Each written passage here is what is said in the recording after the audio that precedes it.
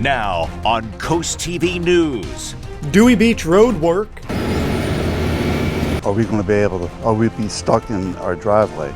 Months of milling and paving begin today. How neighbors feel about it. Boardwalk Rock presses pause. It was a phenomenal event for us this year. Turning down the volume and business in Ocean City. Pecan tree fight. And I think it's worth saving. Delaware's tallest southern pecan could be chopped down. This is CoastTV News at 6. Road work underway in Dewey. Good evening. I'm Madeline Overturf. And I'm Charlie Sakaitis. Welcome to our News at 6. Our top story tonight, paving project involving over 20 streets in Dewey Beach that started today. Crews started in the northern part of town near Chesapeake Street with milling and eventually paving. Coast TV News reporter Brandon Ferguson live there in Dewey Beach. Brandon, the first day of work wrapped an hour ago. Maddie, so far Chesapeake Street has just been milled as the first phase. Now it goes here to my left all the way around the corner. The town says work, you can expect to see it from 6 a.m. to 5 every weekday. And not everyone here in town sees this work as a positive. Some people that live on the roads that will be worked on worry that this work could trap them in their driveway. Construction flaggers on Dewey Beach side streets and milling work underway. It would be a great benefit. If they were paving and she couldn't leave, that would not be good. This map shows all streets that will be paved. 23 streets in total will have fresh asphalt by the time this project is done. For all paving projects, you often hear the word milling. Now that happens before the actual paving starts, and I'm going to show you what milling is. Milling is taking off the top layer of asphalt so paving can begin on an even and new surface. And you can see this was the layer the street used to be, and it goes down about an inch and a half. That was milled. Albert Lodato works in Dewey. He says the area could use this work. I think it's a good idea if they're going to cover over the gravel that you can see here. Signs like the one you see here are up on streets that are getting repaved. John Thomas lives on one of them and says he will like the finished product, but not the work affecting when he can leave his house. The main question everybody has on the street is, are we going to be able to, are we be stuck in our driveway? You can drive over streets that are freshly milled, as you can see here, but just not over freshly paved streets. DelDOT says with weather permitting, they expect this work to be completely wrapped up by the end of the year. Live in Dewey Beach, Brandon Ferguson, Coast TV News. Brandon, thank you. The project has been over a year in the making in Dewey Beach. In January 2024 newsletter, that's when the project was first mentioned and supposed to be finished May 2024. It was delayed due to a contractor issue. Now with work starting about 2 years after mentioned, it's expected to be finished a year after that first mention. Nobody's going to be waiting in line for Boardwalk Rock next year. The town called the first version of the music festival in May a big success. But according to Ocean City, the festival can't find enough headliners, and so it's pushing the pause button for next year. Coast TV News reporter Kevin Zappe is live in Ocean City. Kevin, businesses you spoke with say that they're going to miss the boost to the bottom line and the fun. Charlie, we are at the Ocean City Inlet, where just months ago there was a large stage right behind me, as well as thousands of music lovers enjoying some rock and roll. And businesses on the boardwalk were enjoying foot traffic that helped them cash in. So you might be asking why the music stopped. According to Ocean City's Tourism and Business Development Director Tom Perlazzo, he says it had to do with not having enough headliners for 2026. But the good news for music fans is that Ocean City views this as a one-time blip, and they say the concert will make a triumphant return in 2027, something one local business hopes will come true. We'll miss Boardwalk Rock next year, and then we're really hoping that it does come back in 27 like they're saying.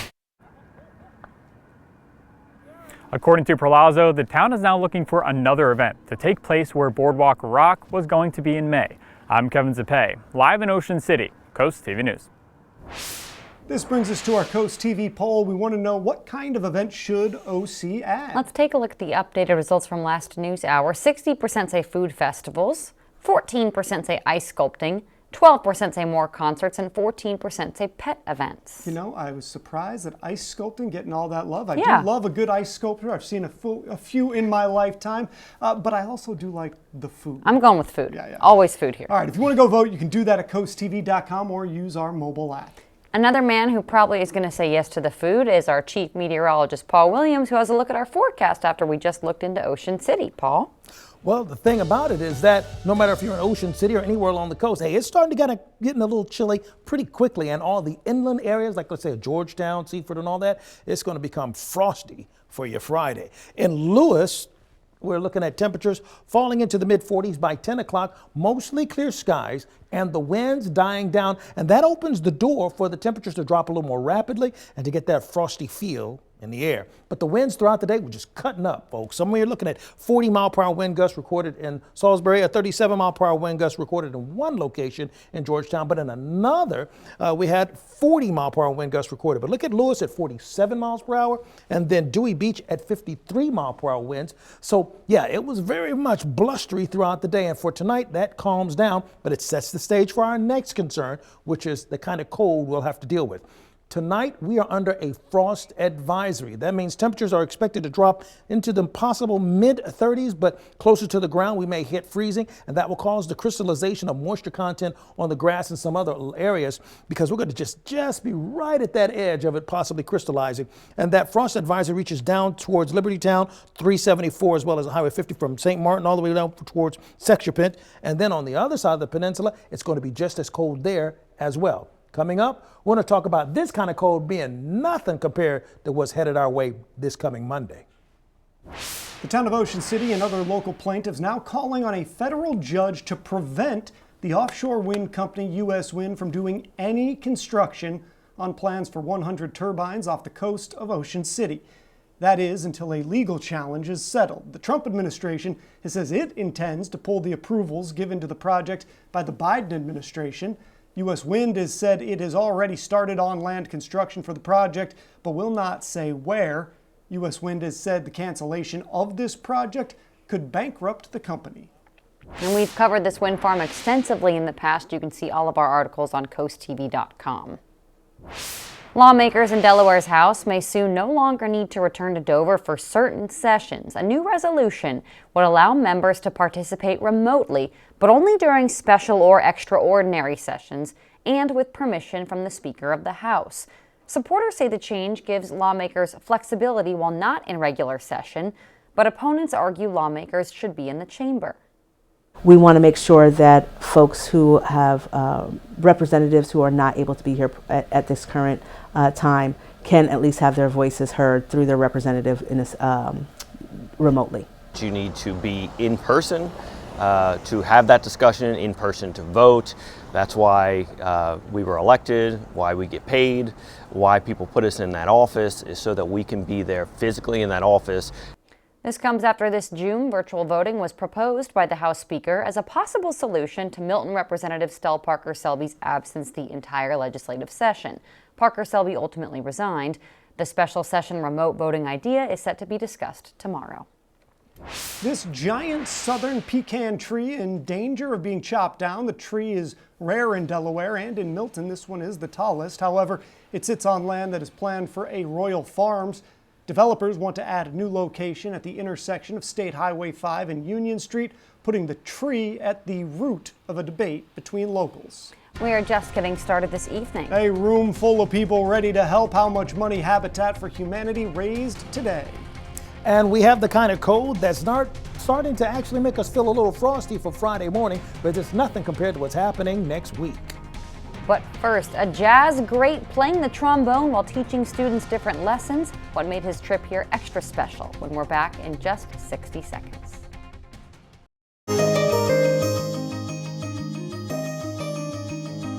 Sometimes a single lesson can strike just the right chord when it comes from somebody who's lived the music.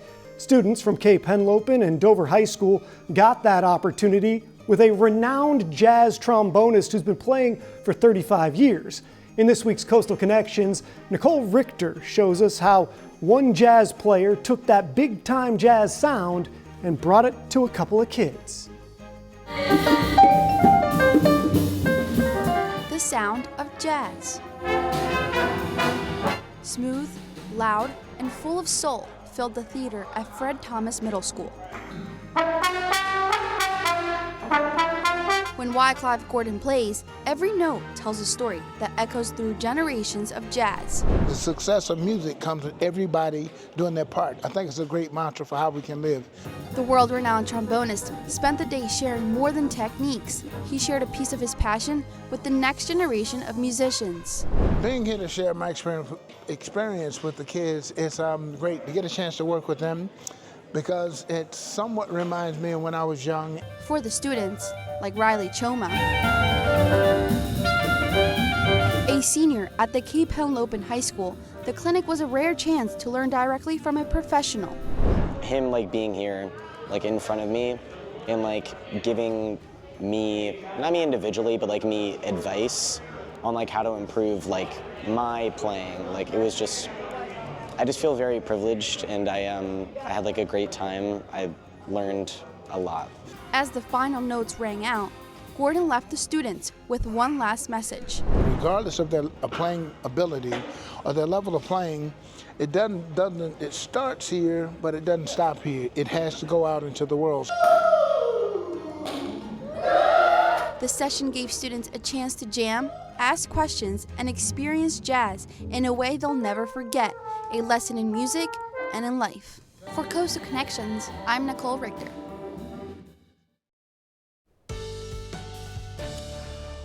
One thing you can say, at least the chill in the air puts you in that whole we're getting ready to enjoy the holiday spirit at the very least. But you're going to need to make sure you have the long sleeves, particularly next week.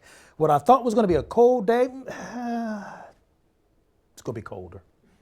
So here we go. All right, in Lewis, 46 degrees now. We're going to stay in the 40s just briefly by 10 o'clock. Mostly clear skies, light winds, clear skies. Usually that opens up the door for the temperatures to fall pretty quickly and effortlessly. We're at 48 degrees right now in Georgetown. It's 45 in Gumboro as well as Del Mar. We're holding at 45 degrees currently in Ocean Pines.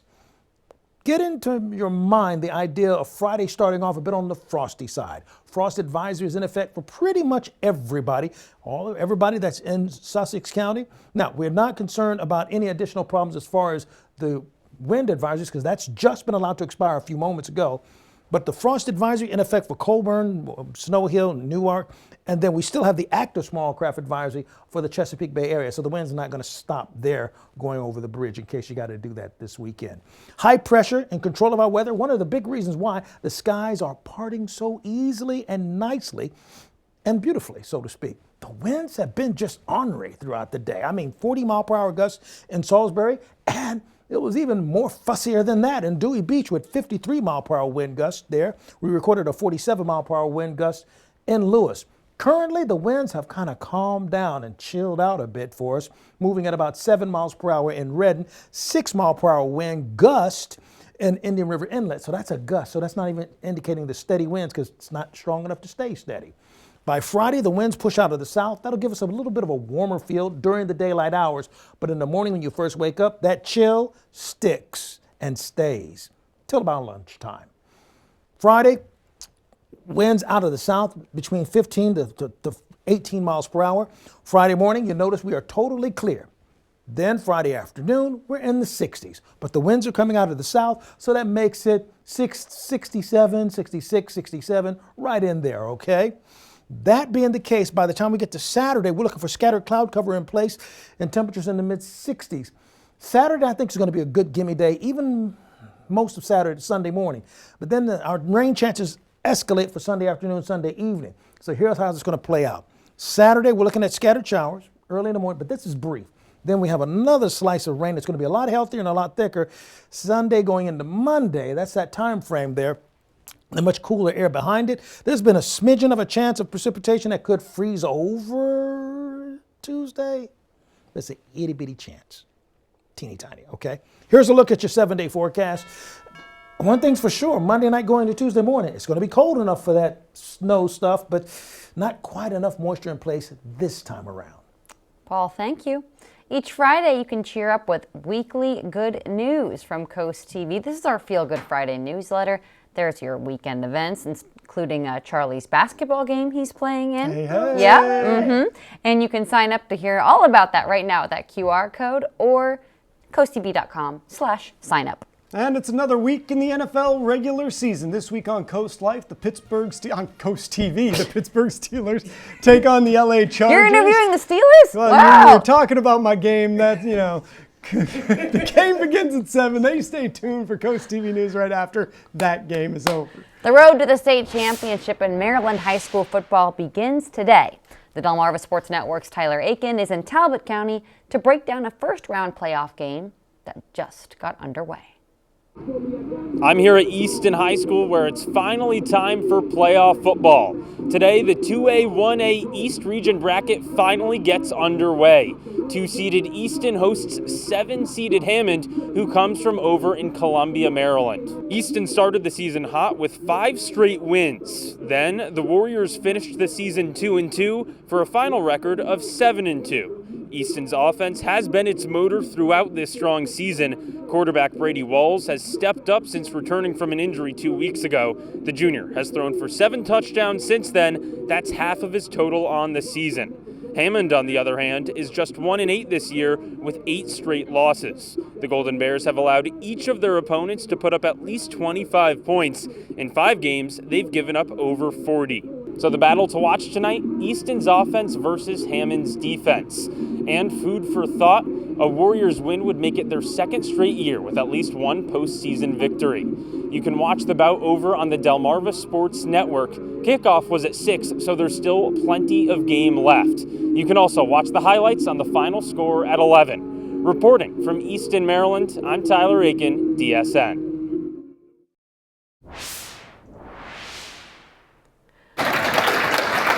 People celebrated Sussex County Habitat for Humanity at the annual Hope Builder Breakfast at Del Tech this morning. The fundraiser raised $45,000, featured Habitat homeowners, and a special message from the governor. Sussex County Habitat is committed to helping provide affordable home ownership right here. The best part of this for me is the diversity of people who come together, and this is really, it's a people mission, it's a people organization, and without all these people in this room and many more, we couldn't do what we do. I was honored to MC the Hope Builder Breakfast once again. And for much more on Habitat's programs and how you can help or get help yourself, you can visit coasttv.com. All right, so in Milford, right now we're at 46 degrees and we're going to drop to 42 under mostly clear skies. As you take a look at what's happening throughout the Delmarva Peninsula, our primary concern for tomorrow is going to be just how cold it's going to feel. Frost advisory is activated for just about all of Sussex, except for along Highway 1 for the beach communities. Now, we also have that concern for some Pittsfield, Colburn, Snow Hill, and those locations. And then on the other side, over toward Cambridge, we have not only a small craft advisory, but also an additional concern for frosty conditions. Our umbrella giveaway winner is Deborah of Lewis. Congratulations, courtesy of Paul Davis Restoration Home Remodeling. Keep up with your forecast by calling our weather line, brought to you by the law offices of Brockstedt, Mandalis, and Federico. Your forecast is just a call away. And speaking of the forecast, well, I think the weekend's looking mighty fine. 70 on Saturday and a little rain on Sunday and 69 degrees. That's A-OK. Okay, that's your forecast. It's going to be a Monday of all Mondays. Oh, yeah. It's going to be a Monday that's going to feel like a Monday, that's going to be so cold like a Monday. It's going to be okay. Thank you, Paul, and thanks for joining us here at 6. For more news, more local weather, download our Coast TV News app. It's really okay, Paul. The NBC Nightly News is up next. And we'll see you later tonight for Coast TV News at 11. Have a great evening.